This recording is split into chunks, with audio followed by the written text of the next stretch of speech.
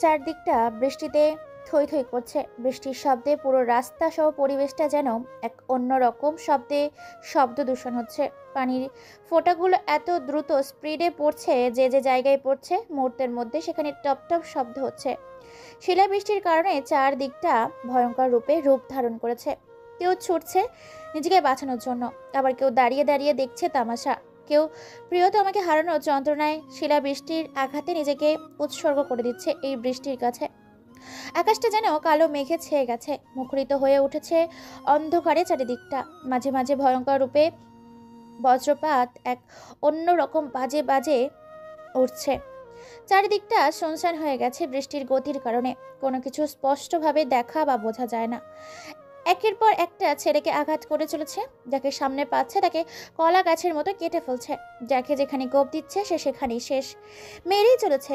ছেলেটির হাতে রামদা, শরীর থেকে রক্ত ঝরছে অঝরে। গায়ে তেমন কোনো পোশাক নেই, পরনে আছে শুধু সাদা রঙের রঙিন গেঞ্জি। রক্তের সাথে ঘামের সাথে লেপটা আছে তার শরীরের সাথে। একের পর এক আঘাত করে চলেছে লোকগুলোকে। কেউ নিজেদের জীবন নিয়ে ফিরতে পারছে না সেখান থেকে। যে বাধা দিচ্ছে তাকেই ধরছে আর তাকেই মেরে ফেলছে। এক একটাকে কচু কাটা করছেন, কারো হাতে, কারো পায়ে, কারো গলায়, কারো পেটে বা কারো পাকস্থলীতে, আবার কারো চোখ, কারো মাথায়, কারো নিজেও আঘাত করছে, আবার নিজেও আঘাত খাচ্ছে। যেন পুরো পরিবেশটা তাকে মাতাল করে তুলেছে রক্তের খেলায়। পাগল হয়ে উঠেছে রক্তের নেশায়। রক্তের ঘ্রাণটা যেন আজকে তাকে বেশ মাতাল করেছে। কোথা থেকে একটি ছেলে এসে ইয়া লম্বা ধারালো ছুরি দিয়ে ঢুকিয়ে দেয় ছেলেটির পেটের ভেতর। ছুরিটা ভেতরে গিয়ে এফোর ওপর হয়ে বেরিয়ে যায়। অজানা ছেলেটি হঠাৎ করে লোকগুলোর আঘাতে ব্যথায় ব্যথিত হলেও বুঝতে দেয় না কাউকে। হাজার যন্ত্রণার তীব্র আঘাতে নিজের পেট ধরে নিজের ছুরিটা বের করে আনে। আর যে তার পেটে ছুরিটা ঢুকিয়ে দিয়েছিল তাকেই মাটিটা ফেলে দিয়ে চালিয়ে দেয় তার গলার ওপর ছুরিটাকে। মুহূর্তের মধ্যে শরীর থেকে মাথাটা আলাদা হয়ে যায়। ছেলেটি ছটফট করতে করতে গলা দিয়ে ভরভর করে রক্তটাকে বের হতে থাকে। হঠাৎ করে এমন দৃশ্য দেখাতে উপস্থিত থাকা সবগুলো লোক ভয় পেয়ে যায়। আগন্তুকটির এইরকম পাগলামো দেখে সবাই পিছুতে থাকে। আগন্তুকটি পাগল হয়ে উঠেছে, মেরে চলেছে। যাকে যেখানে পাচ্ছে তাকে সেখানেই তার শরীর থেকে মাথাটা আলাদা করে দিচ্ছে। অযোধ্যারায় আসা শ্রাবণে নিজের চোখের পানিগুলো ফেলছে। এই বৃষ্টির সাথে মিশে যাচ্ছে তার চোখের পানি। হাজারো কষ্টের বেদনা তার বুকের মধ্যে উথাল পাথাল এক সমতুল্য সাগরের ঢেউ বয়ে আনছে। কেউ কেউ ছেলেটির এমন পাগলামো দেখে সেখান থেকে পালিয়ে যায় নিজেদের জীবন নিয়ে, আর কেউ সেখানে দাঁড়িয়ে আরো আক্রমণ করার জন্য এগিয়ে আসতে থাকে। ছেলেটি হাজারো ব্যথা সহ্য করে তার প্রিয় মানুষটির কাছে এসে তার মাথাটাকে কোলের মধ্যে নিয়ে চিৎকার করে বলতে থাকে, রানী, এই রানী, চোখ খুলে রাখো। আমি তোমার কিছু হতে দেব না। আমি তোমাকে হসপিটালে নিয়ে যাচ্ছি। কথাগুলো বলছে আর অযোধ্যারায় আসা শ্রাবণের বর্ষার সেই গর্জন ডাকা আকাশ ভাঙা মেঘ বৃষ্টিময় মেলার বৃষ্টিময় খেলাতে তার চোখের পানিগুলো মিশে যাচ্ছে এই গতিবেগ সীমাহীন বৃষ্টিতে। যখনই তার প্রিয় মানুষটিকে কোলে নিতে যাবে তখনই পুরো শরীরটা ছেড়ে দেয় রানী, যেন এক পুতুল তার কোলে শুয়ে আছে। হঠাৎ করে এমন রানী করে ওঠাতে চমকে ওঠে রাজ। রাজ হাউমাউ করে কাঁদতে থাকে আর ডাকতে থাকে রানীকে, এই রানী, চোখ খোলো। হঠাৎ করে তোমার কি হলো? আমি তোমার কিছু হতে দেব না। কথাটা বলে শেষ করতে পারেনি তার আগে কোথা থেকে যেন কেউ এসে তার পেছন থেকে ছুরি ওপর থেকে ফেলে দেয়। রানীর পেট মুহূর্তের মধ্যেই পেট ভেদ করে বেরিয়ে আসে। এটা দেখে আরো পাগল হয়ে যায় রাজ, পাগলের মতো উন্মাদ হয়ে ওঠে। চোখগুলো লাল রক্ত পূর্ণ ধারণ করে শরীরের শিরা উপশিরা রক্ত দ্রুত চলাচল শুরু করে। পুরো নিস্তব্ধ পাগল হয়ে উঠেছে। পরিবেশটা থমকে আছে। পিন পিন বিন বিন নীরবতায় বিরাজ করছে পরিবেশটা। পুরো পাথর হয়ে গেছে রাজ। হঠাৎ করে কাউকে আর কিছু বলার সুযোগ না দিয়েই পাশে পড়ে থাকা ছুরিটা নিয়ে একের পর এক শরীর থেকে মাথাগুলো আলাদা করে দিতে থাকে। প্রায় বেশ বেশ কয়েকজনের কলা গাছের মতো কচুকাটা করে ফেলেছে। এবার বলে ওঠে রাজ, এই তোরা আমার কলিজার গায়ে হাত দিয়েছিস? কি করেছিল রানী তোদের, যে তোরা আমার জান পাখিটাকে মেরে ফেললি? রাজের মুখে এরকম অহংকার আর চিৎকার দেখে, এরকম ভয়াবহ রূপ দেখে ছেলেগুলো আটকে পড়ে যায়। যাকে যেখানে পাচ্ছে তাকে সেখানে কোপাচ্ছে, আবার কেউ জান নিয়ে পালাচ্ছে। যার শরীর থেকে মাথাটা আলাদা করবে সে এবার পা ধরে বলে ওঠে, আমাকে ছেড়ে দাও, আমাকে মেরো না। আমি তো টাকার বিনিময়ে এসব করছি। ও তো আসলে পালিয়ে গেছে। কারণ এই মেয়েটি একটা মার্ডার করতে দেখে ফেলেছিল আর বস তাকে তুলে নিয়ে এখানে তার সাথে অসভ্যতামি করে, সাথে তাকে রেপ করে। আমাকে ছেড়ে দাও, ও পালিয়ে গেছে। ছেলেটির কথাগুলো ভয়ঙ্কর হাসিতে মেতে উঠেছে রাজ। রাজ যেন পুরো পাগল হয়ে গেছে। নিজের চোখের সামনে নিজের প্রিয়তমাকে হারিয়ে যেতে দেখে এমন যেন ছেলেটা এক উন্মাদ পাগল পাড়া হয়ে উঠেছে। অন্যরকম পাগলদের মতো এবার হাসতে হাসতে কান্না মিশ্রিত কণ্ঠে বলে ওঠে, পৃথিবীতে একটু ভালো থাকতে চেয়েছিলাম, কিন্তু তোরা আমাকে সেটাও থাকতে দিলি না। কেড়ে নিলে আমার কাছ থেকে আমার ভালোবাসাটাকে। তোকে বাঁচিয়ে রেখে কি করব বল? প্লিজ ভাই, আমাকে ছেড়ে দাও। আমি আর এসব কাজে নিজেকে জড়াবো না। আমি বুঝতে পেরেছি মৃত্যুর কি যন্ত্রণা। তুমি আমাকে ছেড়ে দাও, একটা ভালো হওয়ার সুযোগ দাও। তুমি অনেককে কলা গাছের মতো কেটে ফেলেছো। ভেবেছিলাম তুমি হাবাগোবা এক ছেলে, কিন্তু এই হাবাগোবার ভেতরেই যে লুকিয়ে আছে হায়না রূপে হিংস্র মানুষটির রূপ, তা আমি সহ আমরা বুঝতে পারিনি। কথাগুলো বলে শেষ করতে পারিনি পাপ্পু নামের ছেলেটি। তার আগেই ছেলেটির পেটের ভেতর কয়েকবার ধারালো একটা ছড়ি দিয়ে একের পর এক আঘাত করতে থাকে। রাজ নামে সেই অজানা আগন্তুক ছেলেটি আর পাগলের মতো হাসতে থাকে। একের পর এক আঘাত করতে করতে যেন তার প্রত্যেকটা আঘাতে একটু একটু করে একটু রাগ কমছে, একটু কষ্ট কমছে। পাপ্পু নামের ছেলেটি এরপর আঘাতে বারবার চিৎকার করে উঠছে। আহ আহ আহ, ও আহ আহ। এতগুলো ছুরির আঘাত করেছে যে তার পেটের সব জায়গা থেকে স্তর কেটে পেটের ভেতরে থাকা নাড়ি সহ ভুঁড়িটাও বেরিয়ে আসে। তারপর ছেলেটি গলার মধ্যে চালিয়ে দেয় ধারালো ছুরিটি। ছেলেটি সেখানেই পড়ে যায়। বৃষ্টির সাথে রক্তের পানিটা বয়ে নিয়ে যাচ্ছে তার শরীর থেকে। তাজা লাল গরম রক্তটা যেন উথাল পাথাল করছে পুরো রাস্তায়। বিরাজময় সহ পুরো রাস্তাটা লাল রক্তে ছেয়ে গেছে। কেউ কেউ পালিয়ে যেতে চেয়েছে, তাদের পেছনে ছুটতে রাজ। দেখতে দেখতে বৃষ্টিটা কমতে শুরু করেছে। ধীরে ধীরে মানুষগুলো যেখানে লুকিয়েছিল সেখান থেকে বেরিয়ে আসতে শুরু করেছে। প্রকাশে অস্ত্র নিয়ে পেছনে দৌড়াচ্ছে রাজ নামের ছেলেটি। ছেলেটি দৌড়াতে দৌড়াতে হাঁপিয়ে যায়। এই অঝোর ধারায় বৃষ্টিতে অনেকক্ষণ ভেজার কারণে আর দৌড়াতে পারে না। ক্লান্ত হয়ে রাস্তার মাঝেই পড়ে যায়। ছেলেটি পেছনে তাকায় আর চিৎকার করে বলতে থাকে, দেখ, আমার কাছে আসবি না, আমার থেকে দূরে থাক। তোর বউকে মেরেছি না? তুই যদি আমাকে মারিস বা আমার শরীরে একটা ফুলের টোকা পর্যন্ত দিস, আমার ভাই যদি জানতে পারে তাহলে তোকে আকাশ কেন রে? জমিনে পাতালে থাকলেও সেখান থেকে তোকে বের করে এনে জবাই করে ফেলবে। তুই আমাদের সবাইকে মেরেছিস, আমাকে এখান থেকে বেঁচে ফিরতে দে, তোকে বাঁচতে দেবো না এই দুনিয়াতে।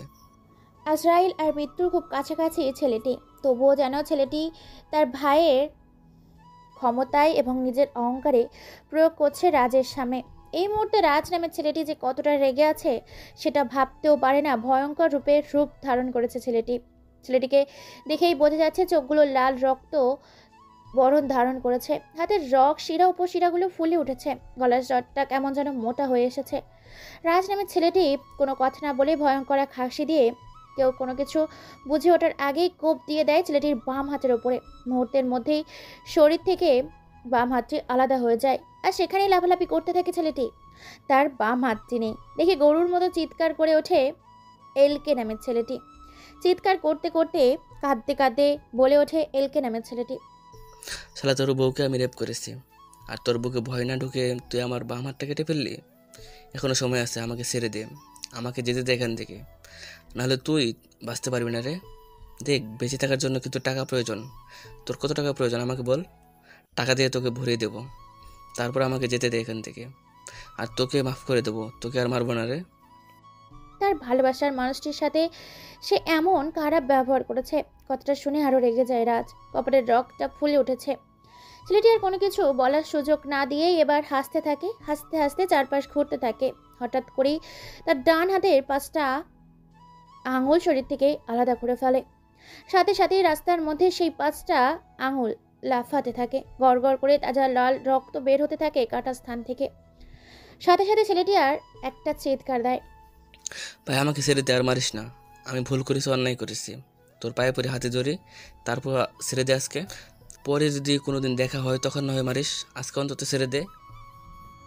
ছেলেটির মুখে এরকম কথা শুনে যেন আরো পাগল হয়ে যায়। ডান হাতটা কেটে ফেলে চিৎকার দিয়ে হুঙ্কার মেরে বলে ওঠে, তোকে ছেড়ে দেবো জানোয়ারের বাচ্চা। তুই জানিস ও আমার কে ছিল? ও আমার কলিজা ছিল, আমার প্রেমিকা ছিল। আরে, ও আমার বিয়ে করা বউ ছিল, বউ।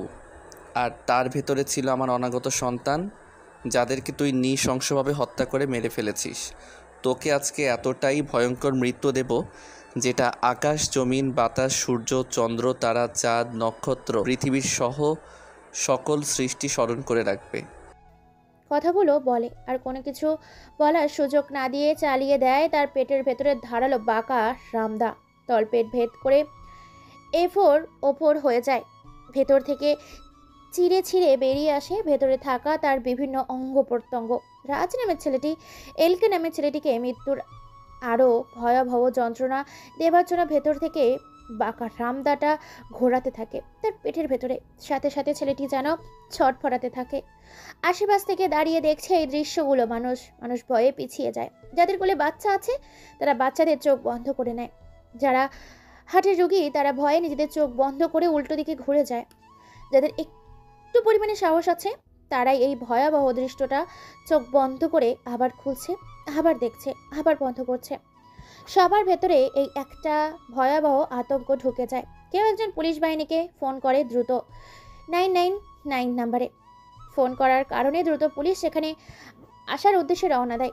অন্যদিকে এলগের বড় ভাই খবর পেয়ে দ্রুত তার দলের সকল ছেলেপিলেকে সেখানে আসতে বলে। প্রায় কয়েকশো ছেলেপিলে গাড়ি নিয়ে রওনা দিয়েছে রাজকে মারবে বলে।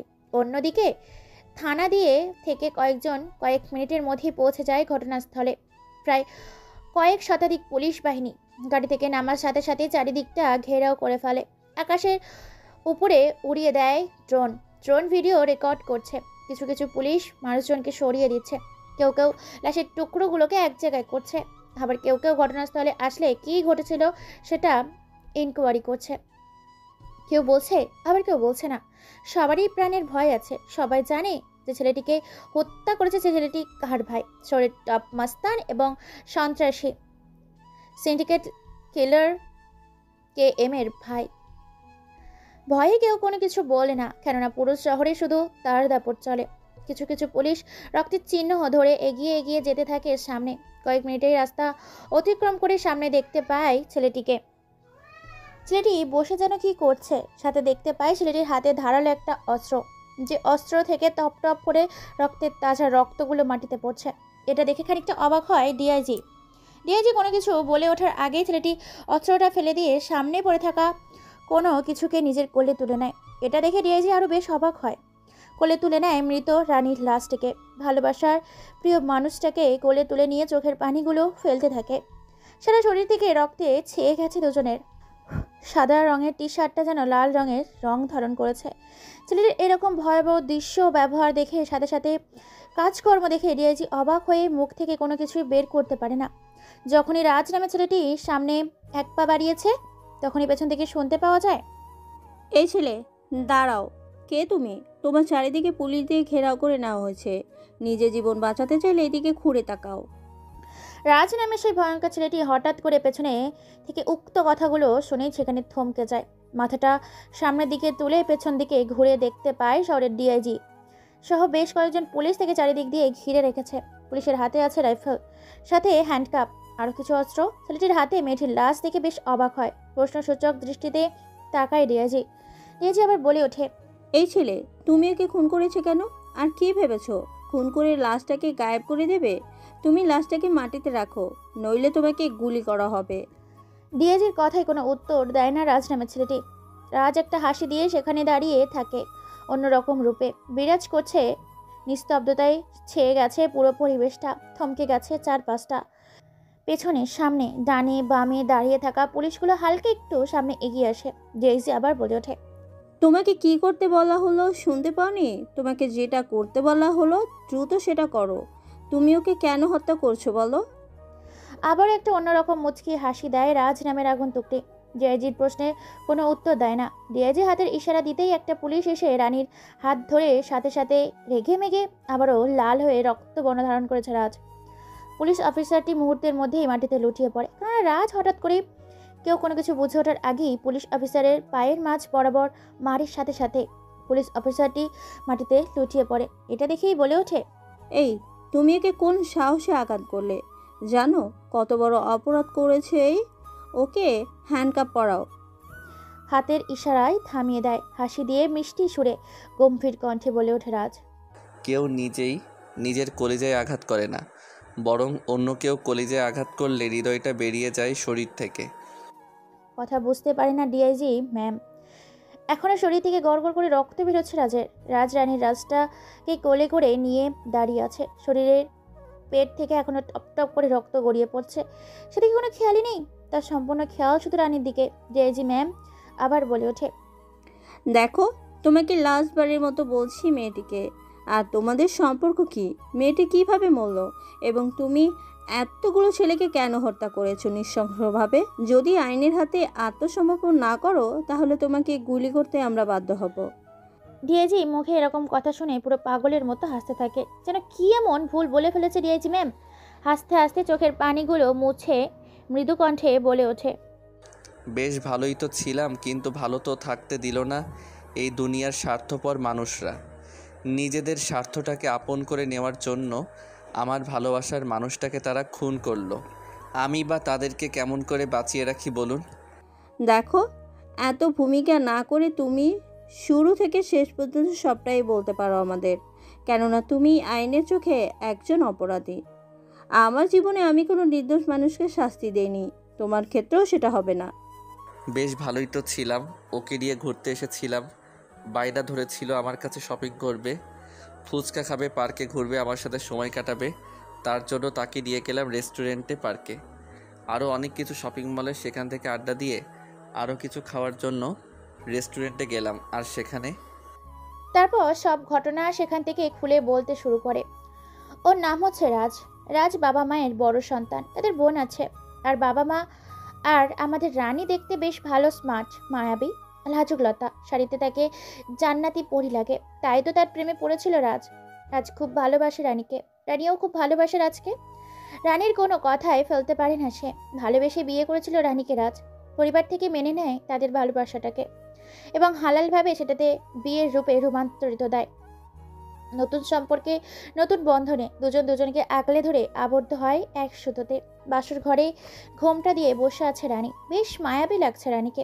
সারা শরীরে গয়না, অর্নামেন্টস আরও অন্যান্য সরঞ্জাম দিয়ে সাজিয়ে বসিয়ে রাখা হয়েছে খাটের ওপরে। রানী অপেক্ষা করছে রাজের জন্য। অন্যদিকে রাজ বন্ধুদের সাথে আড্ডা দিয়ে ঘরের উদ্দেশ্যে রওনা দেয়। তখনই রাজা বলে ওঠে, বন্ধু, আজকে তোর বাসর রাত, তাই বিড়ালটা তো তোকে মারতেই হবে।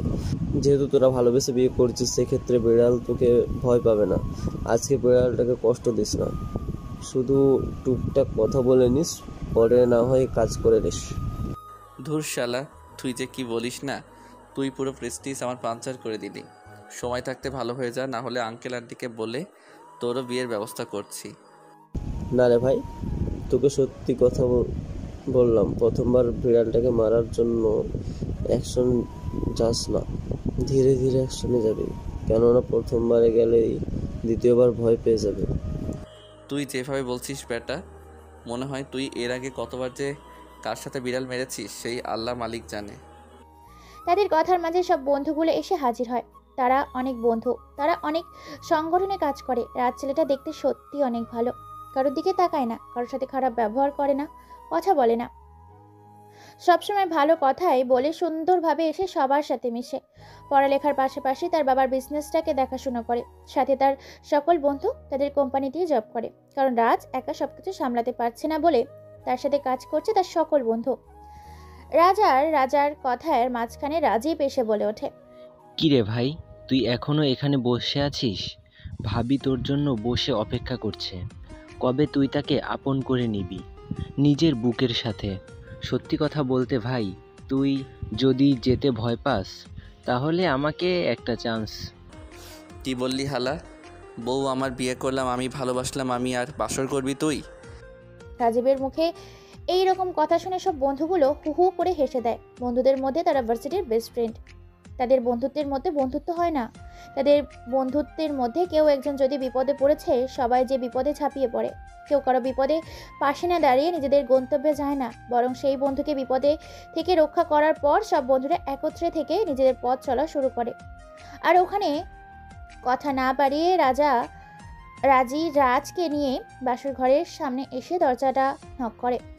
হঠাৎ করে বাসুর ঘরের ভেতর থেকে মেয়ে কণ্ঠ ভেসে আসে, এই দরজায় নক করবি না যতক্ষণ না আমরা কোনো টাকা পাচ্ছি। আমাদের পুরো 20,000 টাকা দিতে হবে, তবেই আমি নতুন ভাবি ঘরে ঢুকতে দেব তোদের। 20,000 টাকার কথা শুনে রাজ বুকের মধ্যে হাত দিয়ে দেয়। বন্ধুগুলো তাকে বলে ওঠে, আরে চুপ শালা, এত ভয় পেলে চলবে? বউয়ের কাছে যাবে আবার ভয় পাচ্ছে। শোন মামা, আমি তোকে একটা টিপস দিচ্ছি, ইউজ কর। তুই ঘরের ভেতরে যাবি, যদি আমার কথা মতো কাজ করতে পারিস তাহলে তোর টাকাও বাঁচবে, সাথে ভাবির সাথে ভালো করে বাসর রাতটা কাটাতে পারবি। কি এমন কথা যেটা আমি জানি না? আর শোন, তোরা হয়তো ভুলে যাচ্ছিস, তোদের সবার থেকে আমি বেটার। এমন কোনো কাজ নেই যেটা এই রাজ পারে না। তুই বল কি করতে হবে? শোন, তুই এখন এখানে বুকের ব্যথার অভিনয় করবি আর ফ্লোরে পড়ে যাবি। যখনই আমরা চিল্লাপাল্লা করব তখনই তারা দরজা খুলবে, তোকে নিয়ে ভিতরে গিয়ে খাটের উপরে দিব, তারপর সবাইকে বের করে দিব।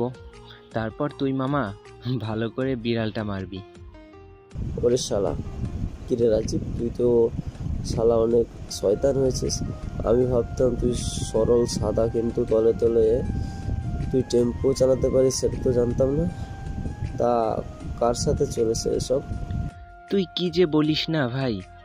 রাজ ওদের কথা মতো ফ্লোরে শুয়ে পড়ে আর ব্যথার অভিনয় করে বলে ওঠে, দম বন্ধ হয়ে আসছে, আমার নিঃশ্বাস নিতে কষ্ট হচ্ছে। এই তোরা দরজাটা খুলে দে। এদিকে রাজা রানীর জীবনে দরজার সামনে কাদার অভিনয় করতে থাকে। ভেতর থেকে মৃদুরা দরজা খুলতে খুলতে বলে, কিরে ভাইয়া, তোর কি হয়েছে? এরকম করছিস কেন? ভাইয়া রে, কি হয়েছে? কিরে রাজীব ভাইয়া, বলছিস না কেন? ভাইয়ের কি হয়েছে? এখন সর, কোনো কথা বলার সময় নেই। এই বলে মিতুকে সরিয়ে দিয়ে রাজকে নিয়ে ভেতরে ঢোকে, তারপর শুয়ে দেয়। রুমটা কিছুক্ষণ পিনপিন নীরবতায় ছেয়ে যায়। বেশ কিছু সময় পর রাজীব, রাজা, জীবন আর রাজ একসাথে হু হু করে হেসে ওঠে। হঠাৎ করে এমন হেসে ওঠাতে বেশ খানিকটা অবাক হয়ে মিতু, শিলা, শিমলা, রোকসানা, রুকায়া সকল বান্ধবীরা। তারপর তারা চারজন মিলে ঢিঙ্কাচিকা ঢিঙ্কাচিকা ঢিঙ্কাচিকা গানটা লাগিয়ে দিয়ে উড়াধুরা নাচতে থাকে আর বলতে থাকে, বোকা বানাইছি, তোদের বোকা বানাইছি। 20,000-এর বদলে এখন আমি দিব তোদের 5,000। দিব আমি 5,000। সবাই অবাক হয়ে যায়। তাদের কর্মকাণ্ড, তাদের প্ল্যান প্রোগ্রামে পেটে পেটে তাদের এত কিছু ছিল বুঝতে পারেনি তারা। যেহেতু ঢুকেই ফেলেছে ভেতরে, আর কিছু করতে পারবে না, তাই ভীষণ মন খারাপ হয়। অবাক হয়ে যায় সবাই। খাটের ওপর বসে আছে রানী, এদিকে মুচকি মুচকি হাসে। মিতু অবাক হয়ে বলে ওঠে, কিরে, তোদের পেটে পেটে এত কিছু ছিল অথচ আমি বুঝতেই পারলাম না। ধর, ভালো লাগে না, বাদ দে, চল ছেড়ে দে ওদের। এই বলে যখনই মিতু সকল বান্ধবী নিয়ে রুম থেকে যেতে নিবে, রাজ পেছন থেকে হাতটা ধরে আর হাতে 10,000 দিয়ে বলে ওঠে, এই নে ধর, আর মন খারাপ করে থাকিস না। আর হ্যাঁ, no disturb, no sound. Thank you ভাইয়া। মিতু খুশি হয়ে তার ভাইয়াকে জড়িয়ে ধরে, গালের মধ্যে চুমু খেয়ে তার বান্ধবীদের নিয়ে বেরিয়ে যায়। রাজা, রাজীব, জীবন তারা কিছু বলতে চেয়েছিল, কিন্তু তাদেরকে আর বলার সুযোগটা দিয়ে তাদেরকে ধাক্কা দিয়ে বের করে দেওয়া হয় রুম থেকে। কারণ রাজ ভালো করে জানে 3টা ফজিলের হাড্ডি মুখে যা আসে তাই বলে দিবে। তাই দ্রুত নিজেদের মান সম্মান রক্ষা করার জন্য তাদেরকে দ্রুত রুম থেকে বের করে দেয়। গুটি গুটি পায়ে এগিয়ে আসে রাজ রানীর সামনে, মাথা থেকে টুপিটা খুলে টেবিলের ওপর রাখে। তারপর রানীর মাথার উপর থেকে ঘোমটাটা সরিয়ে দিয়ে কপালে একটা চুমু খায় আর মুচকি এসে একটা হাসি দেয়। তার হাসিটা দেখে রানী বলে ওঠে, কি হলো? আমাকে দেখতে বুঝি খারাপ লাগছে যে এইভাবে আমাকে দেখে মুচকি হাসি দিলে? আমি জানতাম ওই ডাইনি শাকচুন্নিগুলো আমাকে ভালো করে তোমার জন্য সাজাতে পারবে না। সত্যি আমাকে বুঝি খারাপ দেখাচ্ছে? রাজ কোনো কথা না বলে রাজ আবার একটা মুচকি হাসি দিয়ে আলতো করে নিজের ঠোঁট জোড়ায় রানীর ঠোঁট জোড়া হ্যাক করে দেয়। রানীর শরীরে যেন 11,000 ভোল্টের বিদ্যুৎ বয়ে যায়, শরীরে কাঁপুনি দিয়ে ওঠে, চোমগুলো খারাপ হয়ে যায়, শরীরে যেন এক অন্যরকম শীতল বাতাস প্রবাহিত হয়ে যায়, শরীরটা যেন এক কাঁপুনি দিয়ে ওঠে, পুরো নিস্তব্ধ আর চুপচাপ হয়ে যায়। কিছুক্ষণ নীরবতার মধ্যে দিয়েই কেটে যায় ঘরের ভিতর। কি হচ্ছে সেটা শোনার জন্য বাইরে অপেক্ষা করছে মিতু, আরোহী, রুকসানা, রাইসা, শ্রাবণী আর সকল বান্ধবী। সাথে অপেক্ষা করছে শোনার জন্য রাজা, রাজীব, জীবন, সায়েম, নাইম, রাহাত, বিপ্লব। নীরবতা ভেঙে রাজ বলে ওঠে, কি ব্যাপার ম্যাম, কেন চুপ হয়ে গেলে? রানী কোনো কথা বলে না। রানী বেশ কিছুক্ষণ চুপ থেকে রাজের দিকে তাকিয়ে থাকে ডাব ডাব করে। আর চোখে বলে ওঠে, তুমি এটা কি করলে আমার সাথে? কেমন যেন আমার শরীরে এক ওরকম অনুভূতির সৃষ্টি হলো, কেন জানি না, কেমন যেন লাগছে। তুমি তো আমার ঠোঁটে তোমার ঠোঁট রাখলে, এবার আমি রাখবো। এই বলে রানী রাজকে কিছু বলে ওঠার আগেই রানী আবার নিজের ঠোঁট জোড়া রাজের ঠোঁটে স্পর্শ করে। সাথে সাথে আরেক ঝটকা খায় রানী। সাথে সাথে রাজকে ছেড়ে দিয়ে খানিকটা সরে আসে। আবার বলে ওঠে রানী, সত্যি অনেক ভালো লাগছে। এই যেন এক অন্যরকম অনুভূতি কাজ করছে। ভালোবাসা বুঝি একে বলে? আচ্ছা, ভালোবাসা কি শুধু ক্ষুধা মেটানোর জন্যই একজন আরেকজনকে ভালোবাসে, নাকি ভালোবাসার আরও অন্য স্বার্থ আছে? হ্যাঁ, রানীর পুরো বাচ্চাদের মতো তার কথাবার্তা আচার আচরণ করে। বাচ্চাদের মতো, কেননা তার মনটা খোলামেলা সাদা রঙের, ভোলা ভালা। কথায় আছে না, যার মনে নেই কোনো কাদা সেই তো হবে ভোলা আর ভালা। ঠিক তেমনই হয়েছে রানী। রানীর কোথাও কোনো উত্তর দেয় না, মুচকি একটা হাসি দেয়, যে হাসিতে লুকিয়ে আছে অনেক অজানা ভালোবাসা, অনেক অপূর্ণতা এবং জীবনহীন বিহীন কেটে যাওয়া অজানা কিছু আপন চাওয়া, আশা, আকাঙ্ক্ষা। রাজ কথা বলে না। বেশ কিছু সময় দুজন দুজনের দিকে তাকিয়ে থাকে। রানী আবার বলে ওঠে, কি দেখছো তুমি আমার দিকে এইভাবে তাকিয়ে? কি খুঁজছো আমার ভেতরে, যেটা তুমি খুঁজে পাও না আমার ভেতরে? কি এমন পূর্ণতা আছে আমার মাঝে, যা বলতে পারবে আমার চোখ দেখে? প্রথমে তোমার সাথে দেখা করলাম, তারপর কথা বললাম, তারপর ভালোবাসলাম, তারপর বিয়ে করলাম। আমি আজকে বাসর ঘরে তোমার সাথে বাসর করব। রাজ কোনো কথা বলে না, শুধু শুনেই যাচ্ছে আর মুগ্ধ হয়ে নয়ন ভরা চোখ দিয়ে তাকিয়ে আছে রানীর দিকে। জানি না রানীর ভেতরে সে কি এমন খুঁজে পেয়েছে, রানীর থেকে যেন চোখ ফেরাতেই পারছে না রাজ। বাইরে থেকে আবার কাঁদতে সব কথা শুনছে আর মাঝে মধ্যে হাসছে, আবার একে অপরকে গুতাগুতি করছে। রানী আবার বলে ওঠে, কি হয়েছে তোমার? তুমি কেন কথা বলছো না? শুধু আমার দিকে হা করে এক দৃষ্টিতে তাকিয়ে আছো, না বলছো না, না কিছু করছো। আমি তো কোনো কিছুই বুঝতে পারছি না। সত্যি আমাকে বুঝি ভালো লাগছে না তোমার? চলো না দুজন দুজনকে আগলে নিয়ে ভালোবাসার নতুন এক চাদরে দুজন দুজনকে আবদ্ধ বন্ধনে এক চাদরের ঢেউয়ের সমতুল হয়ে হারিয়ে যায় অতল গহীন ঘনভুবন জমিহীন সীমাহীন ভালোবাসার অতল সাগরে। রাজ কথা বলে না। হঠাৎ করে রানীর হাতটা ধরে ফেলে। সাথে সাথে আর এক ঝটকা খায় রানী। আরেকবার জড়িয়ে ধরেছিল, আজকে তার হাত ধরেছে, কিন্তু আজকে যে অনুভূতিটা হচ্ছে এমন অন্যরকম। আগে তো এই অনুভূতি কোনোদিন অনুভব হয়নি, করতে পারেনি দুজন দুজনকে। রাজ হালকা করে রানীর ঘাড়ের ওপর থেকে শাড়িটা ঘোমটাটা সরিয়ে দিয়ে নিজের ঠোঁট জোড়া দিয়ে হালকা স্পর্শ করে দেয়। সাথে সাথেই যেন রানী আর নিজেকে সামলাতে না পেরে জড়িয়ে ধরে রাজকে, খামচে ধরে রাজকে। রানীর এইরকম অবস্থা দেখে রাজ আর রানী কথা বলতে না দিয়ে কোলে তুলে নেয় আর ব্যালকনির উদ্দেশ্যে দুজনেই রওনা দেয়। এক হাত দিয়ে রানীর চোখ জোড়া বন্ধ করে নিয়েছে আর অপর হাত দিয়ে তাকে কোলে নিয়ে ব্যালকনির উদ্দেশ্যে গুটি গুটি পায়ে এগিয়ে যাচ্ছে রাজ। বলে ওঠে, যদি কোনো কথা বলো তাহলে কল থেকে ফেলে দেব। চুপটি করে আমার কোলে বসে থাকো। রানী আর কোনো কথা বলে না। দু হাত দিয়ে রাজের গলা চাপটে ধরে ব্যালকনিতে এসে বসে পড়ে রাজ আর তার কোলের ওপরে বসিয়ে নেয় রানীকে। তারপর কোলের ওপর বসে চোখ থেকে হাতটা সরিয়ে দেয়। সাথে সাথে তো রানী অবাকের চরম পর্যায়ে পৌঁছে যায়। রানী ভাবতে পারেনি রাজ তাকে এত বড় সারপ্রাইজ দিবে, যেটা তার জীবনে এই প্রথমবার কেউ তাকে দিয়েছে ভালোবেসে। রানী এত সুন্দর ভালোবাসার মুহূর্ত দেখে কেঁদেই ফেলে। রাজ বলে ওঠে, কি সারপ্রাইজ তোমার ভালো লাগেনি? শুধু ভালো না, অসম্ভব ভালো। আমি ভাবতে পারিনি তুমি বিয়ের রাতে, এই বাসর রাতের সময় আমাকে এরকম কোনো কিছুর জিনিস উপহার দিতে পারো। সত্যি পৃথিবীর শ্রেষ্ঠতম উপহার এটা আমার কাছে। আমি ভাবতে পারিনি তুমি আমাকে এত বড় উপহার, এত বড় পুরস্কার দেবে, এত বড় সারপ্রাইজ দিবে। আমি পুরো হা হয়ে গেছি। তুমি শুধু আমার চলার পথে সঙ্গী হয়ে থেকো, তোমাকে ভালোবাসা দিয়ে উজাড় করে দেব। তোমাকে ভালোবেসে আমার জীবন সার্থক। মানুষ বলে ভালোবাসার সম্পর্কগুলো মিথ্যা হয়, কিন্তু আজকে আমার কাছে একটা নতুন শব্দে রূপান্তর হয়েছে। ভালোবাসায় সবাই ঠকে না। ভালোবাসা মানে যে শুধু পাওয়া তাই না, ভালোবাসা মানে তো ত্যাগ করা, স্যাক্রিফাইস করা। তোমার পছন্দের সেই সারপ্রাইজ। তারপর আকাশের দিকে তাকিয়ে দেখতে পায় কেউ একজন নিজেকে হাজার রকমের নানান রঙের বেলুন উড়িয়ে দিয়ে আকাশের বেলুনগুলোতে লেখা আছে, ডু ইউ লাভ মি রানী? মেয়েরা তোমারে ভালোবাসি। আজকে আমাদের শুধু বাসরাত না, বাসরাতে আমাদের পরবর্তী প্রজন্মের আশা আকাঙ্ক্ষা। লেখাগুলো পড়ে রানী একটু লজ্জা পায়। লজ্জা পেয়ে মুচকি একটু হেসে আকাশের দিকে তাকাতেই তো আরও অবাক হয়ে যায়, কেননা আকাশে আজকে চাঁদের সাথে তারার মেলা বসেছে, সাথে জোনাকি পোকার মেলা। বসেছে। গুনগুন করে গান, পাখিদের কিচিরমিচির শব্দে পরিবেশটা মধুময় হয়ে উঠেছে। তারাগুলো এদিক থেকে ওদিক ছোটাছুটি করছে। জোনাকি পোকাগুলো সারি বেঁধে তাদের গানের ভাষায় নাচ করছে। যতই দেখছে ততই মনের মুগ্ধতা, তৃষ্ণতা মিটছে। পাশে একটা খাট রাখা আছে। খাটটা বাসর ঘরের মতোই সাজানো হয়েছে। বেশ সুন্দর করে সাজিয়েছেন।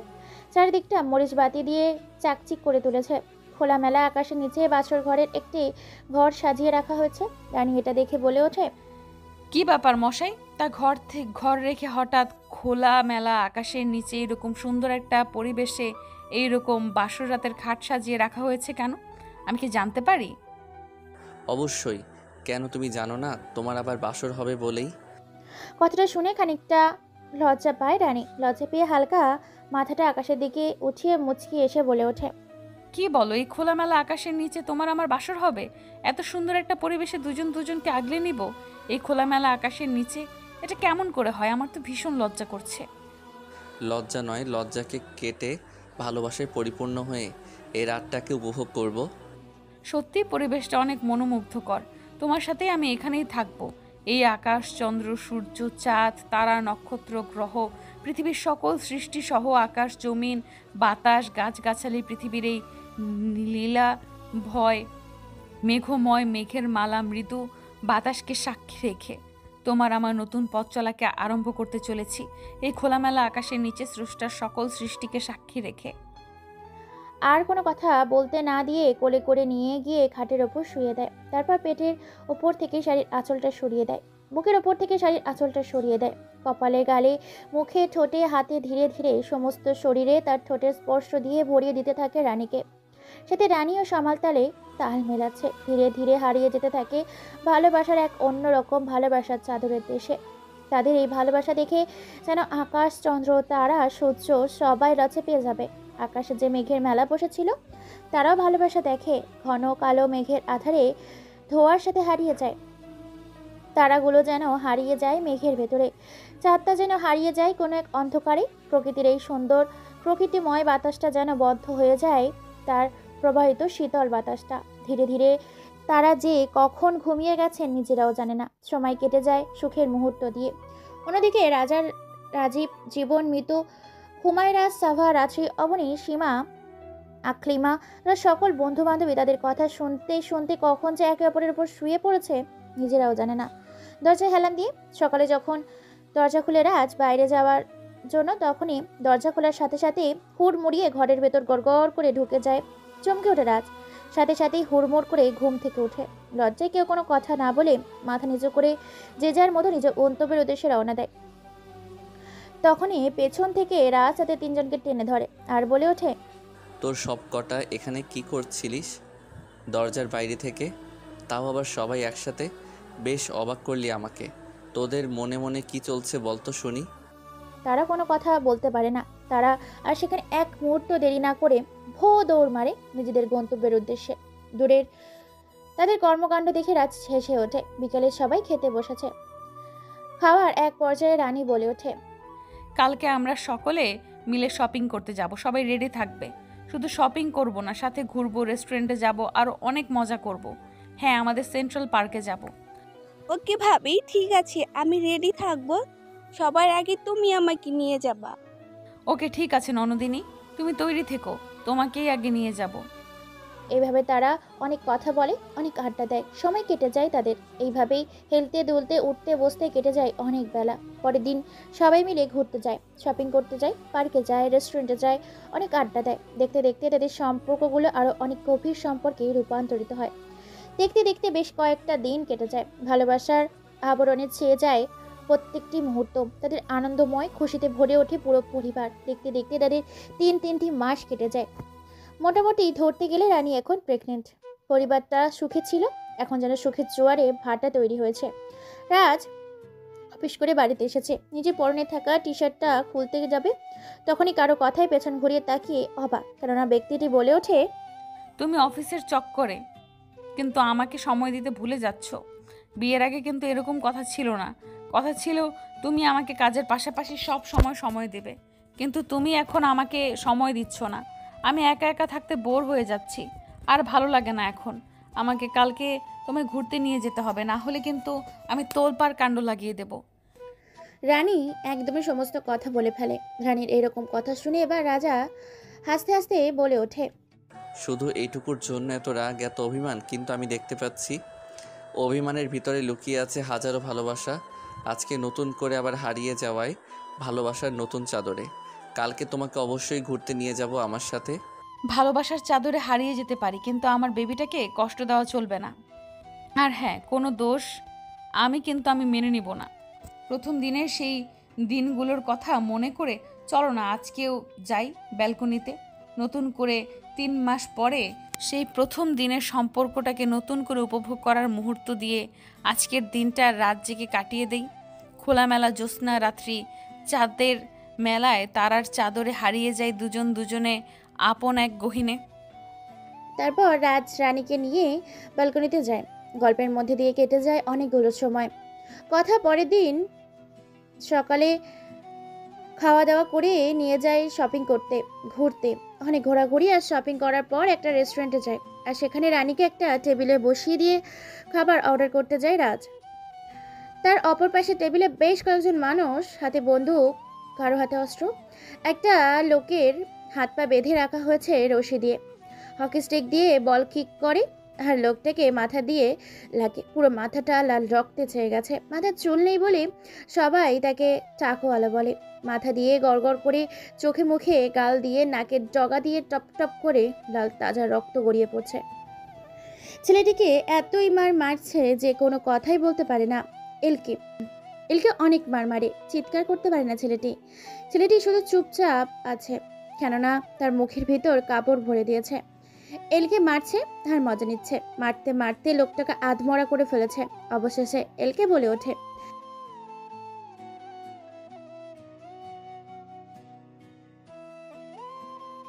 ছেলেটি কথা বলতে পারে না, ভোল ভোল করে রক্ত বের হচ্ছে। এক পর্যায়ে এলকে নামের ছেলেটি পরপর বেশ কয়েকটি গুলি করে ছেলেটির মাথায়। গুলির আওয়াজ দিয়ে রেস্টুরেন্টটাকে হালকা শব্দ হয়, কিন্তু শব্দটা কেউ শুনতে পায় না।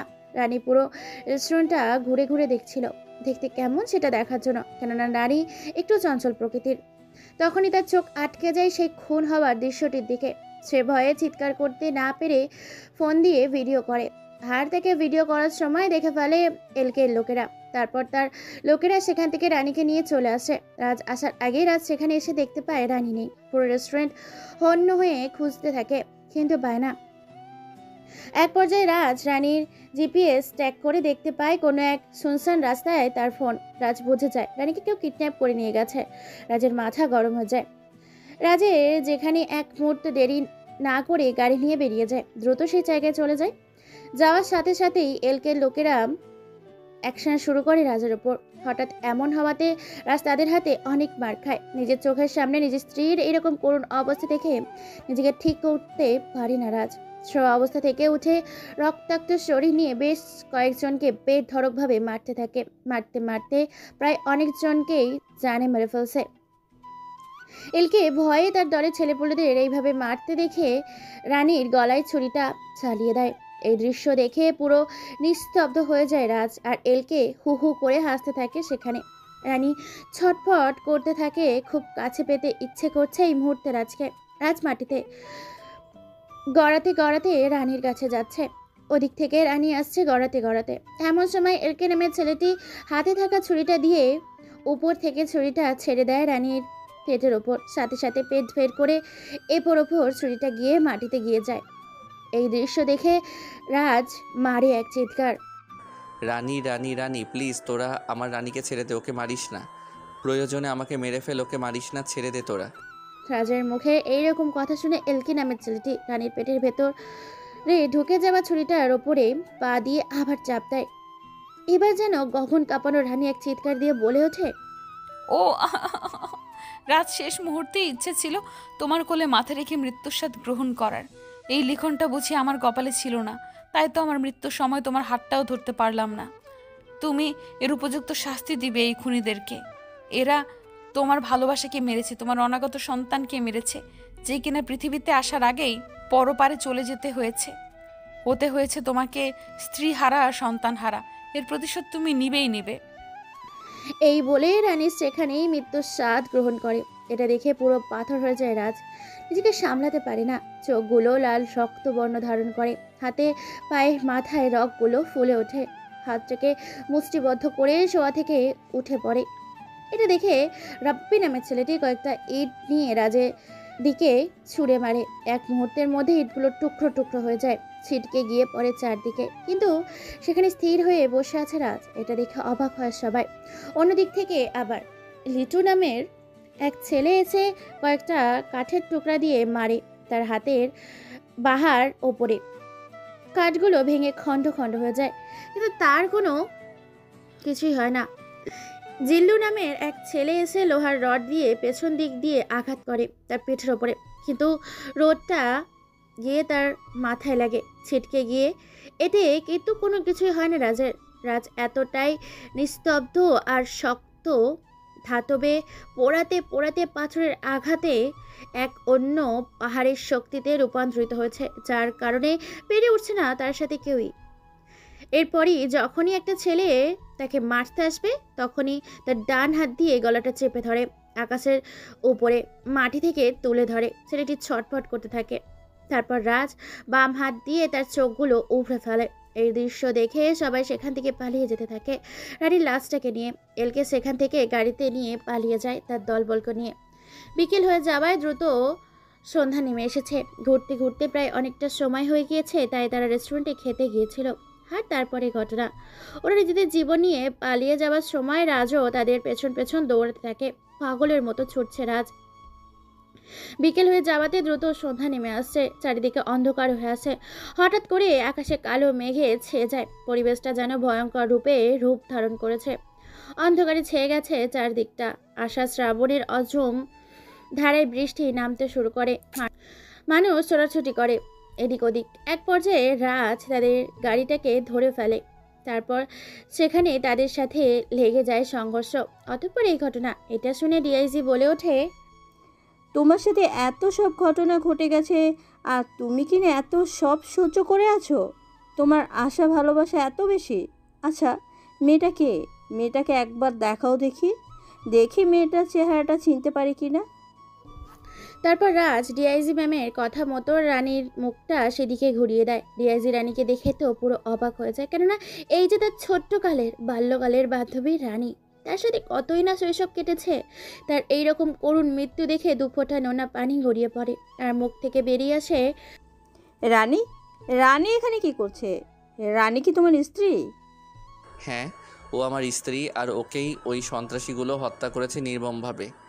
যতক্ষণ আমি নিজ হাতে তাদেরকে শাস্তি দিচ্ছি, ততক্ষণ এই দুনিয়ার কোনো আইন আমাকে আটকে রাখতে পারবে না। পৃথিবীর কোনো আইন আটকে রাখবে কিনা জানি না, তবে আমি তোমাকে এই মুহূর্তে ছেড়ে দিচ্ছি আর তোমার পাশে আমি থাকবো। কেননা ওরা আমার ছোটোবেলার খেলার সাথীকে মেরেছে। আমি এর বিচার চাই। আমি আইনি প্রয়োগ করব, আর তুমি বেআইনিভাবে তাদের উপরে শক্তি প্রয়োগ করবে। যাও, তোমার খেলা তুমি শুরু করে দাও। আমার খেলাটা আমি এইদিকে সামনে নিয়েছি। রাজা সেখানে এক মুহূর্ত দেরি না করে কোনো কথা ছাড়াই রানীর লাশটাকে নিয়ে বেরিয়ে পড়ে। ফোন করে জীবন, রাজা সাথে রাজীবকে। তারা খবর পেয়ে দ্রুত রওনা দেয়। পরিবারের সবাই বাড়িতে চলে এসেছে। রাজার রানীর এরকম অবস্থা দেখে সবাই কান্নায় ভেঙে পড়েছে। পুরো পাগল হয়ে উঠেছে রাজ। রানী শেষ দাফন কাফন করানোর জন্য সকল রকম ব্যবস্থা করা হয়। অনেক কষ্টে রাজকে দাফন করে সবাই যে যার গন্তব্যের উদ্দেশ্যে রওনা দেয়। নাইট ক্লাবে বসে মদের আড্ডায় মন ভাসিয়ে দিয়ে একের পর এক নেশা করে চলেছে রাজ। রাজের চোখের সামনে শুধু রানীর স্মৃতিগুলো ভেসে উঠছে তার দুষ্টুমি, ভালোবাসাগুলো, আরও তার খুনসুটিগুলো। যেন তার চোখের সামনে শুধু রানী ভেসে বেড়াচ্ছে। সবসময় রানীকেই মিস করছে। মদের মধ্যেই যেন রানীর ছবিটাকে দেখে আরও ভেঙে পড়ে। চোখ বন্ধ করলে যেন রাজের রানীর স্মৃতিগুলো মনে পড়ে বারবার। রানী তাকে সবসময় বলতো, তোমাকে আমি বলে রাখলাম, তুমি যদি সিগারেট বা কোনো খারাপ জিনিস চেয়েছো, তবে আমার সাথে থাকতে দেব না। থাকতে তো দূরের কথা, কাছেও আসতে দেব না। আর আমায় ধরা ছোঁয়া কোনো দিন তোমার স্পর্শ করতে দেব না, বলে দিলাম। হ্যাঁ হ্যাঁ, কথা দিলাম, তোমার পারমিশন ছাড়াও কখনো সিগারেট তো দূরের কথা, পানের গটাটাও পর্যন্ত খাবো না। হ্যাঁ, আমি জানি তুমি খাবে না, কিন্তু তারপরও তোমাকে সাবধান করলাম। বন্ধুদের সাথে আড্ডা দেবে ভালো কথা, কিন্তু কখনো মদ খাবে না, কারণ মদে অনেক দুর্গন্ধ থাকে। সাথে মানুষের ইমান নষ্ট হয়ে যায় এবং সে একটা খারাপ মানুষ হয়ে যায়। সত্যি অনেক বেশি জেনে ফেলেছো তুমি, একটু আদর করি। হ্যাঁ, আমি অনেক জানি। যেগুলো বললাম সেগুলো যেন মনে থাকে। আর আমি যদি কোনো দিন না থাকি সেদিনও তুমি মদ খাবে না, কেননা তুমি মদ খেলে আমি মরে গিয়েও কষ্ট পাবো, কষ্টে থাকবো। রানীর এই কথাগুলো মনে পড়তে রাজ মদের বোতলটা মারে এক টেবিলের ওপর বাড়ি। সাথে সাথে বোতলটা ভেঙে গিয়ে টুকরো টুকরো হয়ে যায়। মানুষজন চমকে ওঠে। রাজের কাছ থেকে সবাই দূরে সরে যেতে থাকে। হঠাৎ করে রাজের চোখ আটকে যায় একটা মেয়ের দিকে, যে মেয়েটাকে দেখতে কিনা পুরো রানীর মতো। ধীরে ধীরে মেয়েটার কাছে গিয়ে গালের ভেতর দিয়ে কানের লতি ধরে, নিজের কপালটা ঠেকিয়ে দেয় মেয়েটির কপালে, আর বলে ওঠে, রানী তুমি মরনি, তুমি বেঁচে আছো, সত্যি তুমি বেঁচে আছো। এই কে আছিস তোরা, আমাকে একটু চিমটি কাটতো দেখি। রাজের এইরকম কর্মকাণ্ডে মেয়েটি প্রচুর ভয় পেয়ে যায়। মেয়েটি চিৎকার করতে যাবে, তার আগেই রাজীব আর রাজা সেখানে এসে বলে ওঠে, আপু এক মিনিট চিৎকার দেওয়ার প্রয়োজন নেই, আমরা চলে এসেছি। ও আসলে খুবই সরল সরল সাদা মনের একজন। পারিবারিক ও ব্যক্তিগত সমস্যায় থাকার কারণে ও এমন হয়ে গেছে। উনি নিজে মানসিকভাবে ঠিক নেই, সেক্ষেত্রে ওনাকে এখানে আনার কি প্রয়োজন ছিল শুনি? উনি যেভাবে বোতলটা ভাঙলেন, যদি কারো ক্ষতি হয়ে যেত এর দায় কি আপনারা দিতেন? উনি মানুষ হিসেবে ভালো হলেও এখন উনি মানুষ হিসেবে অসুস্থ, তাই দয়া করে ওনাকে এখান থেকে নিয়ে গেলে সবাই ভয় থেকে বাঁচতে পারবে। আপু আপনি রাগ করবেন না, আমরা আপনার সব বিষয় খুলে বলেছি। আপনি এদিকে আসুন। রাজীব তুই রাজকে নিয়ে এদিকে আয়। ওকে ঠিক আছে, চলুন তবে। হ্যাঁ, ওনাকে আপনারা ভালো করে সামলান। উনি নিজের পায়ে উঠে দাঁড়াতে পারছে না, জানি না উনি কখন কি করে দেয়। উনি পুরো মাতাল হয়ে আছে। তারপর তারা তিনজন একটা টেবিলের ওপর বসে শুরু থেকে শেষ পর্যন্ত এক এক করে সকল ঘটনা খুলে বলে এই মেয়েটিকে। মেয়েটি সবটা শুনে অনেক দুঃখ প্রকাশ করে আর বলে ওঠে, সত্যি রানী মেয়েটি অনেক ভাগ্যবান ছিল, যে কিনা একজন ভালো মানুষের মতো মানুষ পেয়েছে তার জীবনে। সত্যি কেউ যে কাউকে এতটা ভালোবাসতে পারে, এই ছেলেটাকে না দেখলে কোনোদিনই বুঝতেই পারতাম না। আজকে তাহলে চলি, ওনাকে দেখে রাখবেন। তারপর মেয়েটি চলে যায়। রাজীব, রাজা সেখান থেকে রওনা দেয় বাড়ির উদ্দেশ্যে। কিছুক্ষণের মধ্যে বাড়িতে পৌঁছে যায় তারা। অন্যদিকে আবার নিজের ভাইকে মেরেছে, সেদিকে কেএমকে প্রচুর টাকা খরচ করেছে যেন এই লোকটিকে খুঁজে বের করে কঠিন রকমের ভয়ঙ্কর শাস্তি দেবে তার ভাইকে হত্যা করার জন্য। এদিকে আবার রাজ সেও খুঁজে বেড়াচ্ছে সবাইকে, যারা যারা সেদিন রাতে এসে জায়গায় জায়গায় উপস্থিত ছিল। সবাইকে এক এক করে শাস্তি দিবে এবং নিজের দেওয়া কথা সে রাখবে। দেখতে দেখতে বেশ কয়েকটা দিন কেটে যায়। রাজ এই জায়গায় ঘুরতে যাবে বলে বেরিয়েছিল। রাজ একাই আসার পথে সন্ধ্যা হয়ে যায়। পুরো রাস্তাটা শুনশান আর নীরবতায় ছেয়ে গেছে। আশেপাশে এমন কোনো লোক দেখা যায় না। রাস্তার পাশ দিয়ে হেঁটে যাচ্ছে একটি মেয়ে। বেশি রাত হয় নাই, বেশি জ্যোৎস্নাও নেই, মাঝামাঝি রাতটা নিস্তব্ধ হয়ে আছে। তার পাশ দিয়ে গাড়ি নিয়ে যাচ্ছিল রাজ। হঠাৎ করে রাজের চোখ আটকে যায় মেয়েটির দিকে, কেননা সে দেখতে পায় মেয়েটির পেছন পেছন একটি গাড়ি যাচ্ছে, আর গাড়িতে বেশ কয়েকটা ছেলে দেখা যাচ্ছে, যেগুলো মদ খেয়ে মাথা মুখ করতে করতে রাস্তা দিয়ে যাচ্ছে। রাজ অবাক হয়ে যায়। মেয়েটির সামনে গিয়ে গাড়িটা ব্রেক করে। ছেলেগুলো কোনো কথাবার্তা ছাড়াই মেয়েটিকে কোনো কিছু না বলে কেউ দেখা ফেলার আগেই গাড়িতে তুলে ফেলে আর ফুল স্পিডে মেয়েটিকে নিয়ে চলে যাওয়ার জন্য ওইদিক সেদিক গাড়ি নিয়ে ঘুরতে থাকে। রাজ এই দৃশ্য দেখে সেও গাড়িটিকে ফলো করতে করতে গাড়ির পেছন পেছন যেতে শুরু করে। জঙ্গলের মাঝখানে রাস্তা দিয়ে প্রবেশ করে রাজ অনেকের পেছনে থাকার কারণে সময় মতো আসতে পারে না। সেও ওই রাস্তা ধরে ভেতরে প্রবেশ করে। গাড়ির ভেতর থেকে সব কয়টা ছেলেকে বের করে আসে, সাথে মেয়েটিও বের নিয়ে আছে। মেয়েটি দেখতে শুনতে বেশ সুন্দরী, অনেক সুন্দর, মায়াবতী, লজ্জাপতি, লজ্জা এবং হট পেন্টেও বলা যায়। ছেলেগুলো তার চারপাশে ঘুরতে থাকে আর হাসতে থাকে। হঠাৎ করে একটি ছেলে মেয়েটির বুকের ওপর থেকে ওর ওড়নাটা নিয়ে নেয়। হঠাৎ করে রাত ছেলেটার দিকে চোখ পেতেই হাতটা মুষ্টিবদ্ধ করে নেয়। চোখে আগুন জ্বলতে শুরু করে। মাথায়, হাতে, পায়ের অঙ্গ প্রত্যঙ্গের রগগুলো ফুলে ওঠে। মেয়েটি চিৎকার করে বলে ওঠে, কে তোমরা? আমাকে এখানে কেন তুলে এনেছো? আমাকে ছেড়ে দাও, আমি বাড়ি যাব। আমার এত বড় সর্বনাশ করো না তোমরা, আমাকে ছেড়ে দাও প্লিজ।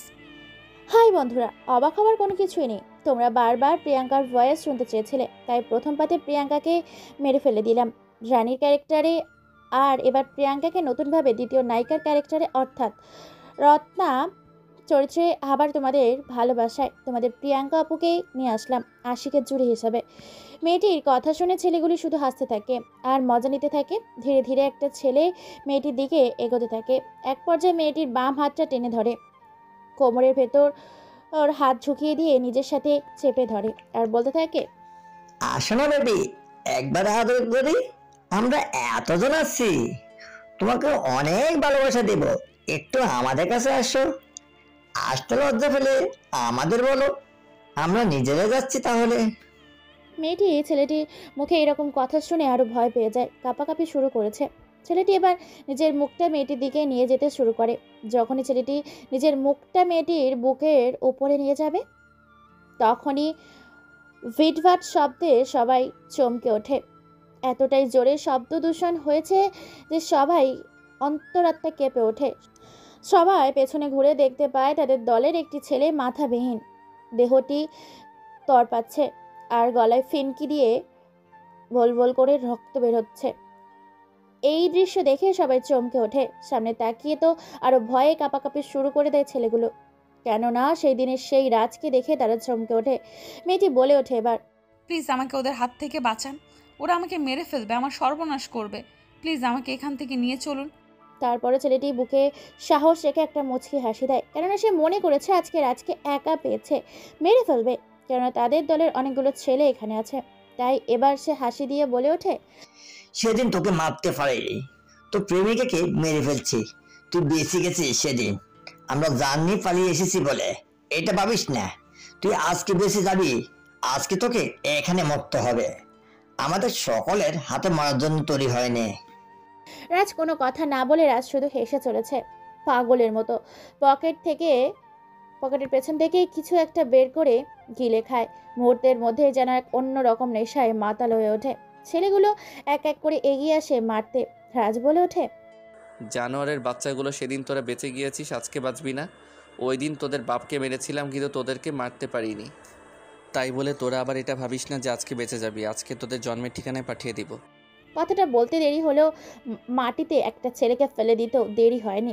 ছেলেটি মার খাওয়ার পর মাটিতে লুটিয়ে পড়ে আর মাটিতে কাতরাতে থাকে। সবাই ছেলেটির দিকে তাকিয়ে দেখতে পায় ছেলেটির লজ্জাস্থানটা কেটে মাটিতে এদিক ওদিক ছোটাছুটি করছে। এটা দেখে তো রত্না নামের মেয়েটির এক চিৎকার মারে।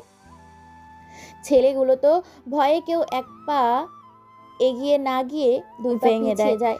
রাজ মর করে গলার সবকটা হাড় ভেঙে যায়। ডান পাশে ছেলেটি ভেতরে থাকা ছেলেটিকে দেখে রাজ বাম হাতটা দিয়ে গলার ভেতর ঢুকিয়ে দেয় একটা ডালের টুকরো। গলা ভেদ করে পুরোপুরি মাটিতে গিয়ে গেঁথে যায়।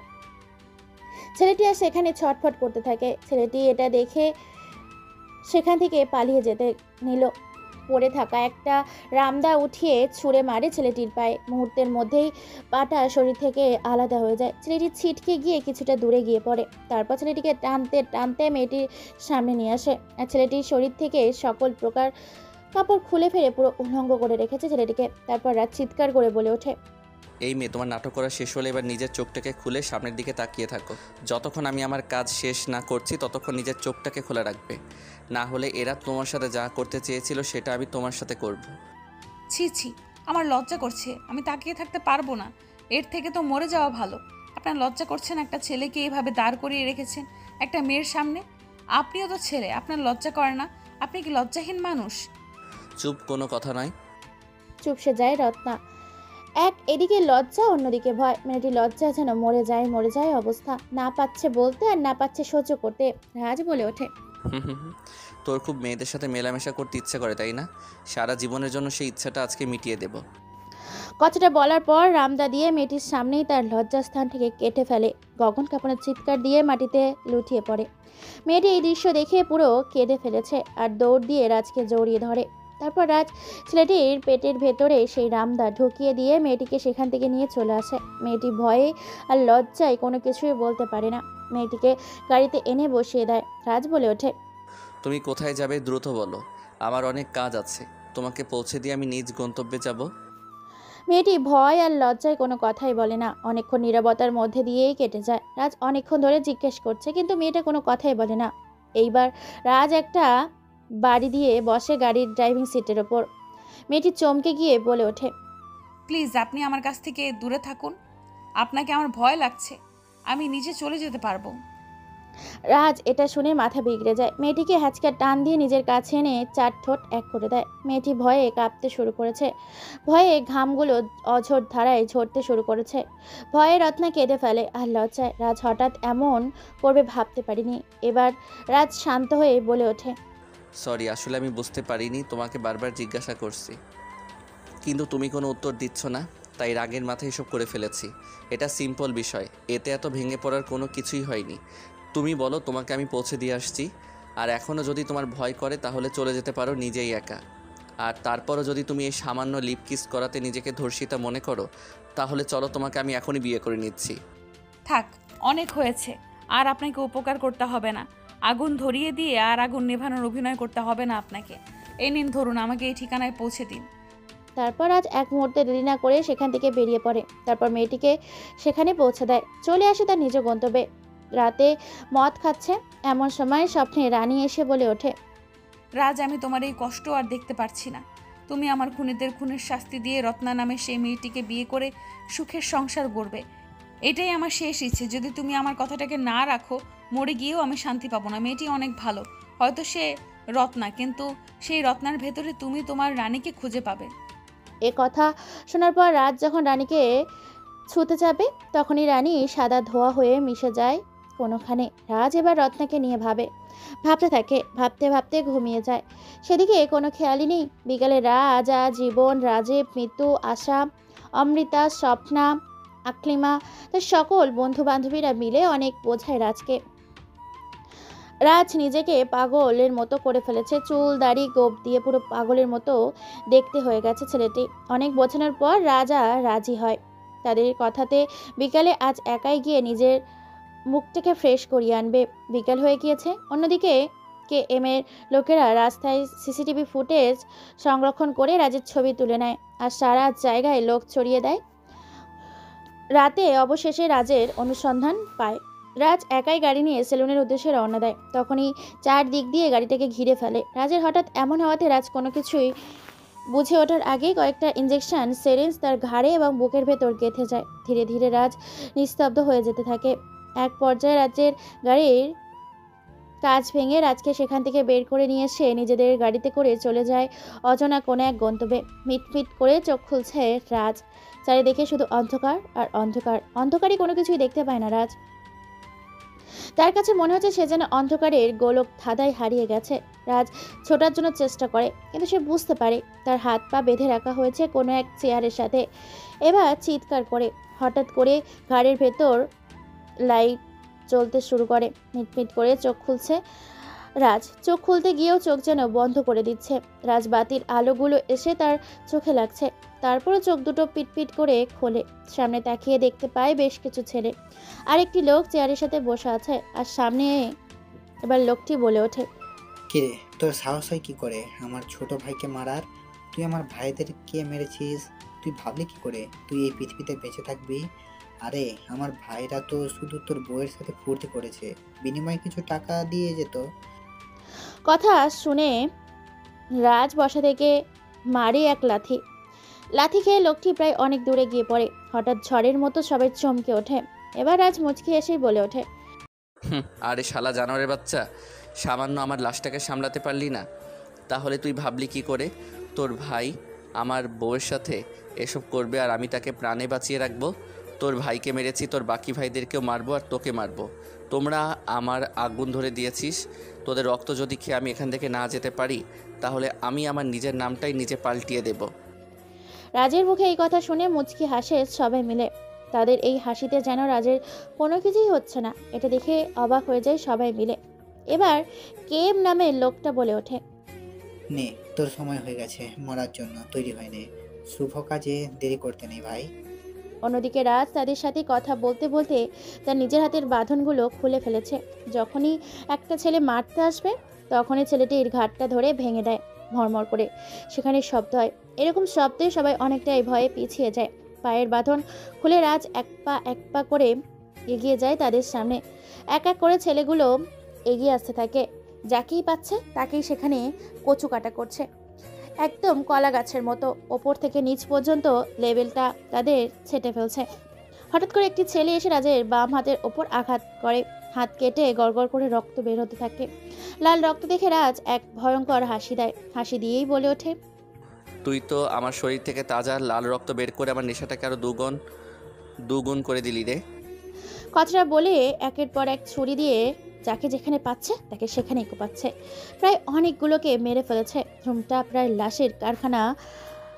কারো শরীরে মাথা নেই, কারো হাত নেই, কারো পা নেই, কারো চোখ নেই, তো কারো মুখ নেই, আবার কারো দেখা যাচ্ছে যে পেটের কোনো কিছুই নেই। সব কিছু বের করে নিয়েছে রাজ। তাজা লাল রক্ত দেখে এতটাই উন্মাদ হয়ে গেছে। হঠাৎ করে পেছন থেকে একজন বলে ওঠে, এই যে বস, ওর প্রেমিকাকে ধরে এনেছি। ওর বউয়ের মতো একে মেরে ফেললে সে এমনিতেই নিঃস্ব হয়ে যাবে। গুন্ডা ছেলেটির মুখে এই কথা শুনে ছেলেগুলোর বস এবার হাসি দিয়ে বলে ওঠে, সাব্বাস বেটা, বাঘের বাচ্চার মতো কাজ করেছিস। আমার ভাই ওই বউকে ধর্ষণ করেছিল, আর আমি এবার ওর প্রেমিকাকে নিয়ে ফুর্তি করব, তারপর শালাকে মেরে ফেলবো। রত্না এই কথা শুনে অবাক হয়ে যায়। রত্না এই ধরনের কথা সহ্য করতে না পেরে বলে ওঠে, ছি, আপনার লজ্জা করছে না এই ধরনের কথাগুলো শুনতে? একটা মেয়ের অসম্মান করছে আপনার সামনে, আর আপনি কিনা সব চুপচাপ ভাবে দেখছেন আর শুনছেন, আর মজা লুটে ধিক্কার জানাই আপনার মতো কাপুরুষকে। সেদিন তো খুব বাহাদুরি দেখালেন, আমার চোখের সামনে ছেলেটার লজ্জাস্থান কেটে ফেললেন, সাথে আবার আমার সাথে ওইসব, আর এখন কিনা ভয়ে বসে আছেন। রাজ কোনো কথাই বলে না, মুচকি হাসি দেয়, সাথে সাথে ছুরিটা ছুঁড়ে মারে ছেলেটির দিকে। ছেলেটি মাথায় গিয়ে ছুরিটা গেঁথে যায়, আর দেওয়ালে গিয়ে লেগে যায় ছেলেটি। সেখানে খতম। রাজ বলে ওঠে, সেদিন তো খুব ভয় পেয়েছিলে, আর আজকে তাজা লাল রক্ত দেখতে চাচ্ছ? 5 মিনিট নিজের চোখগুলো খুলে রাখো, ভয় পেও না। তোমার সামনে কি কি হতে চলেছে দেখো। কথাটা বলতে দেরি, কিন্তু এক এক করে মাটিতে লুটিয়ে পড়তে দেরি করলো না ছেলেগুলো। এক একজনকে পাগলের মতো জবাই করছে, যাকে যেখানে পাচ্ছে তাকে সেখানেই মেরে ফেলছে। এক কোপে সব শেষ। এখন শুধু ছেলেগুলোর বস লোকটি কোনো কিছু বলে ওঠার আগেই তার কণ্ঠনালী ও শ্বাসনালীটা কেটে দেয়, গড় গড় করে রক্ত বেরোতে থাকে। লোকটির মেন পয়েন্টে কিক করার সাথে সাথেই মাটিতে লুটিয়ে পড়ে। তারপর রানীর কথা মনে করে রাজ একটা মুচকি হাসি দেয়। রত্না সেদিকে তাকিয়ে আছে। রাজ তার দিকে তাকিয়ে লোকটির গলায় ছুরিটা চালিয়ে দেয়। এত জোরে ছুরিটা গলার ওপরে চালিয়েছে যে মুহূর্তের মধ্যেই শরীর থেকে মাথাটা আলাদা হয়ে যায়। এই দৃশ্য দেখে রত্না মুহূর্তের মধ্যেই সেখানে সেন্সলেস হয়ে পড়ে যায়।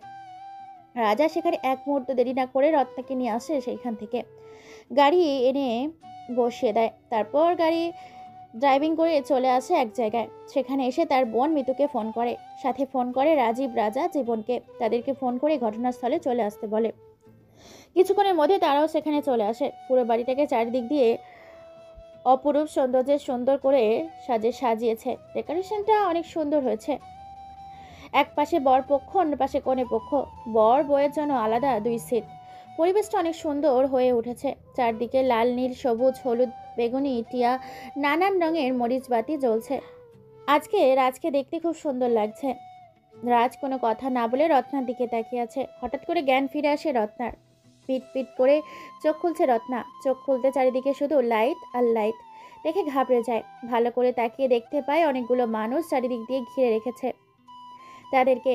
সাথে তার পরিবারের লোকরাও আছে অপরিচিত লোকেরা। রত্না বলে ওঠে, এ কি, আমি এখানে কেন? আমি তো, আর এসব কি হচ্ছে? আমার পরিবারের লোকেরা এখানে কি করছে? আর আমাকে বিয়ের পোশাকে কেন সাজানো হয়েছে? এটা তো বিয়ের পোশাক। আর বাড়িতে এত মানুষ কেন? আমি কোথায় আছি? এখানে কেন এসেছি? রাজ কোনো কথা বলে না। রাজ শুধু চুপ করে আছে। রত্না বলেই চলেছে। অবশেষে রত্নাকে থামিয়ে দিয়ে রাজ বলে ওঠে, চুপ করে থাকবো মানে? আপনার মতো গুন্ডা আমার পাশে বসে আছে, ভয় তো করবেই, আর আমি চুপ করে থাকবো না। আপনার যা ইচ্ছা করতে পারেন। মানে কি এসবের? কখন আপনাকে বিয়ে করব? আর কেনই বা করব? কিসের জন্য করব? আপনি একটা গুন্ডা, আপনাকে আমি কোনোদিন বিয়ে করব না। ছাড়েন আমাকে। দেখো, বিয়ে তো আমায় করতেই হবে তোমাকে, কারণ আমার ভালোবাসার মানুষ আমাকে স্বপ্নে এসে তোমার কথা বলেছে। তাই তোমাকে এখন আমি বিয়ে করব, আর তোমার সাথে সুখের সংসার করব। যদি কোনো বাড়াবাড়ি করেছো তো? যদি বাড়াবাড়ি করি তো কি করবেন? মেরে ফেলবেন? দেখি তো আপনার সাহস দেখি। আমি আপনাকে বিয়ে করব না মানে করব না। আপনার মতো একটা গুন্ডাকে বিয়ে করে আমার ভবিষ্যৎটাকে কি নষ্ট করব নাকি? কোনো কথা নেই, আমাকে বিয়ে না করলে এখান থেকে যেতে পারবা না। তার আগেই তোমার ডেড বডিটা এখানে ফেলে দিয়ে সব ঝেড়ে ফেলে দেব। কি? আপনার এত বড় সাহস? আপনি আসলে একটা মাস্তান। মেয়েদের সাথে কিভাবে কথা বলতে হয় সেটাও ভালো করে জানেন না। ব্ল্যাকমেল করে বিয়ে করেছেন তো করেন, বিয়ের পরে বোঝাবো আপনাকে। তারপর রাজ আর কোনো কথা না বলে কাজী সাহেবকে নিয়ে আসে। সবাই সাক্ষী থাকে তাদের বিয়েতে। বিয়ের পর্ব শেষ করে দুজনেই 3 কবুল বলে 6 কবুল বলে।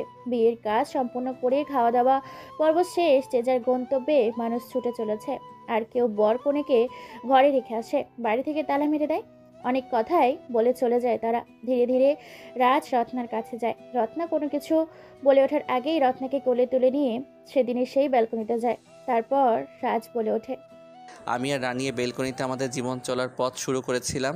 আমাকে তোমায় ভালোবাসতে বলেছে, তাই তোমার সাথে নতুন বন্ধনের নতুন করে তোমায় ভালোবেসে শুরু করলাম এই বেলকনি থেকে আমাদের জীবনের পথ চলা। আচ্ছা, কে এই রানী? যখন থেকে দেখা হয়েছে তখন থেকে শুনছি রানীর কথা, রানীর বিষয়ে জানতে খুব ইচ্ছে করছে এই মুহূর্তে। শোনাবে কি আমাকে রানীর বিষয়ে? কি অজানা কথা? আপনি আমাকে ভালোবেসে ফেলেছেন এবং ভালোবাসা দেবেন এবং নতুন করে পথ চলা শুরু করবেন আমার সাথে। তাই আমি আপনাকে ভালোবাসা দেব, আপনার হাত ধরে আপনার সব কাজের সঙ্গ দেব, ভালোবেসে আগলে রাখবো আমার বুকের হৃদয়ে। আমিও তোমাকে ভালোবেসে আগলে রাখবো আমার এই গহীন ভবনে। শোনো তাহলে আমার ভালোবাসার কাহিনী। হ্যাঁ বলেন তো শুনি, আপনার ভালোবাসায় কি এমন ইতিহাস আছে যেটা আমি জানি না? আর শুনতে শুনতে বাসরাতের পর্বটা এখানেই শেষ করব আমরা। তারপর এক এক করে তার ভালোবাসার সকল ঘটনা বলতে থাকে রত্নাকে। আপনারা আগে জেনেছেন, তাই আর নতুন করে বললাম না। এই চ্যানেলটিতে নতুন হলে সাবস্ক্রাইব করে পাশে থাকবেন। আমাদের এরকম নতুন নতুন ভালোবাসার গল্প পেতে ফুল সাপোর্ট দিয়ে রাইটারকে ভালোবাসা দিন। আর আমাদের গল্পগুলো বেশি বেশি শেয়ার করুন। কেমন গল্প চাই সেটা শোনার জন্য বা জানার জন্য আমার সাথে যোগাযোগ করতে পারেন। আল্লাহ হাফেজ।